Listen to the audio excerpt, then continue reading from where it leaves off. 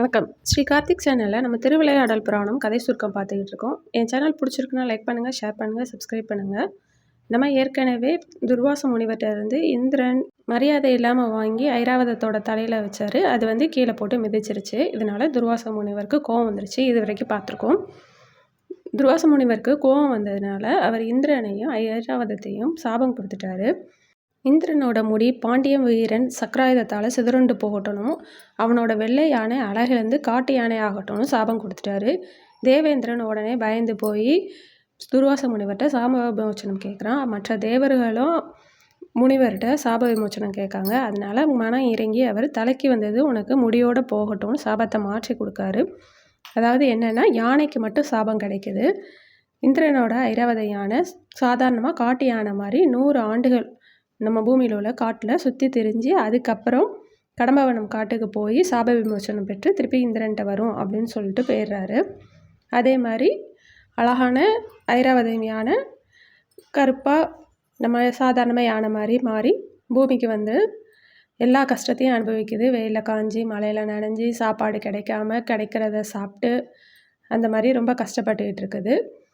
இதே மாதிரி 100 ஆண்டுகள் அது அலைஞ்சி திரிஞ்சு இருக்க சாப விமோச்சனம் முடிய போகிற நேரம், அதாவது 100 ஆண்டுகள் முடிகிற நேரத்தில் அது கடம்பவன காட்டுக்குள்ளே வருது. அங்கே வந்ததும் அது பொற்றாமரை குளத்தை பார்க்குது. பார்த்தவொடனே அதுக்கு உள்ளே இறங்கி குளிக்கணும்னு தோணுது. உள்ளே இறங்கி குளிச்சுட்டு அது வெளியே வரும்போது அது பழைய மாதிரி வெள்ளை யானையாக ஐராவதமாக மாறி வெளியே வருது. வெளியே வந்ததும் அது சொக்கலிங்க பெருமானை பார்த்து வழிபட்டு தினமும் அதே மாதிரியே அவரை கும்பிடுது. அங்கேருந்து பூவெல்லாம் எடுத்துகிட்டு வந்து சாமிக்கு வச்சு கும்பிடுது.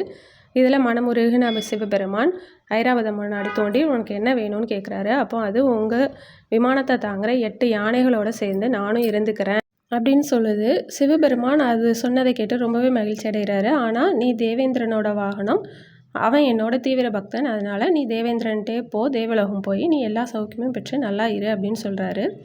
சரின்னு சொல்கிற ஐராவதம் நான் இன்னும் கொஞ்ச நாளைக்கு இங்கே இருந்து உங்களுக்கு சேவை பண்ணிவிட்டு அதுக்கப்புறம் போகிறேன் அப்படின்னு சொல்லுது.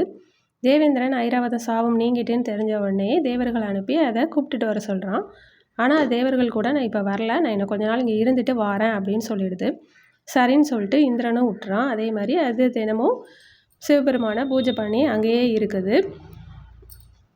ஐராவதம் கடம்பவன காட்டில் இருந்தப்போ சொக்கலிங்க பெருமானுக்கு மேற்கு பக்கமாக அது கொம்பாலையும் காலாலையும் ஒரு குளத்தை தோண்டுது. பிற்காலத்தில் இந்த குளத்துக்கு பேர் தான் ஐராவத தீர்த்தம் அப்படின்னு அழைக்கப்பட்டது. அந்த குளத்து ஓரமாகவே ஒரு சிவலிங்கத்தையும் விநாயகரையும் பிரதிஷ்டை பண்ணுது. அந்த சிவபெருமானுக்கு ஐராவதேஸ்வரர் அப்படின்னும் பிள்ளையாருக்கு ஐராவத கணேசர் அப்படின்னும் பெயர் வெளியிடப்பட்டது. சில காலம் ஐராவதம் பூமியில் இருந்தது. அதுக்கப்புறம் திருப்பி தேவர்கள் கூப்பிட வந்தாங்க. ஐராவதம் அவங்க கூட இந்திரலோகம் போயிடுச்சு. இந்திரலோகம் போய் தேவேந்திரன்ட்ட பூமியில் நடந்தது எல்லாத்தையும் சொல்லுது. இந்த மாதிரி தான் ஐராவதத்தோட சாபத்தை சிவபெருமான் நீக்கினார். யானையோட சாபத்தை நீக்கினவர் நம்மளோட கஷ்டத்தையும் நீக்குவார். இப்போ 2வது திருவிளையாடல் முடியுது. நம்ம அடுத்த திருவிளையாடல் பார்க்க போகிறோம். இப்போ இந்த 3வது திருவிளையாடலில் தான் நம்ம கடம்பவனம் காடு மதுரை நகரமாக மாறப்போகுது. அது எப்படி மாறுச்சுன்றதை இப்போ பார்க்கலாம். கடம்பவனத்துக்கு கிழக்க மணவூர் அப்படின்ற இடத்த தலைநகரமாக கொண்டு குலசேகர பாண்டியன்ற அரசர் ஆட்சி பண்ணிட்டு வராரு. அதே நாட்டில் தனஞ்சயன்ற ஒரு வணிகன் இருக்கான். அவன் சிவ பூஜைகளில் ரொம்ப தீவிரமாக ஈடுபடுறவர். சிவ தர்மங்கள், சிவ பூஜைகள் அதெல்லாம் செய்கிறவர். வெளியூருக்கு போய் வியாபாரம் பார்த்துட்டு அந்த வருமானத்தை வச்சு இதெல்லாம் பண்ணிக்கிட்டு இருக்கிறாரு. இந்த மாதிரி ஒரு நாள் அவர் வெளியூருக்கு போயிட்டு வரும்போது கடம்பவன காட்டுக்குள்ளே ரொம்ப தூரம் நடந்து வந்த அலுப்பாலையும் இன்னும் ரொம்ப தூரம் போக வேண்டியிருக்கிறதுனாலையும் கொஞ்ச நேரம் அங்கே இலைப்பாரிட்டு போகலாம் அப்படின்னு முடிவு பண்ணி அங்கே ஒரு மரத்துக்கு கீழே படுத்து தூங்கிறாரு. கொஞ்ச நேரம் கழித்து முழிச்சு பார்க்கும்போது அவருக்கு அந்த இடம் ரொம்பவே பிடிச்சிருக்கு. ரொம்பவே அமைதியாக ரொம்ப நல்லா இருந்துச்சு. அப்படியே அவர் அந்த வனத்தை சுற்றி வரும்போது அங்கே ஒளிமயமான விமானம் இருக்கிறத பார்க்காரு. அதாவது மாணிக்க கற்கள்லாம் பதிச்சு ரொம்பவே அழகாக 8 யானைகள் தாங்கி கொண்டு ஒரு விமானம் இருக்குது. அதுக்குள்ளே சொக்கலிங்க பெருமான் ரொம்பவே பொலிவாக வீற்றிருக்கிறாரு. அதை பார்த்த உடனே வணிகருக்கு சந்தோஷம் தாங்க முடியலை. போய் சிவபெருமானை விழுந்து கும்பிடுறாரு. புனித நீராடுறாரு. நீராடி பூஜைகள்லாம் பண்ணுறாரு. அப்படியே அங்கே கடம்பவன காட்டிலேயே தன்னை மறந்து தங்கிடுறாரு. ராத்திரி ஆகுது. ராத்திரி ஆனால் அவருக்கு இன்னுமே இன்ப அதிர்ச்சி நிறையா காத்திருக்குது. அது என்னன்றதை நம்ம அடுத்த பகுதியில் பார்ப்போம். நன்றி, வணக்கம்.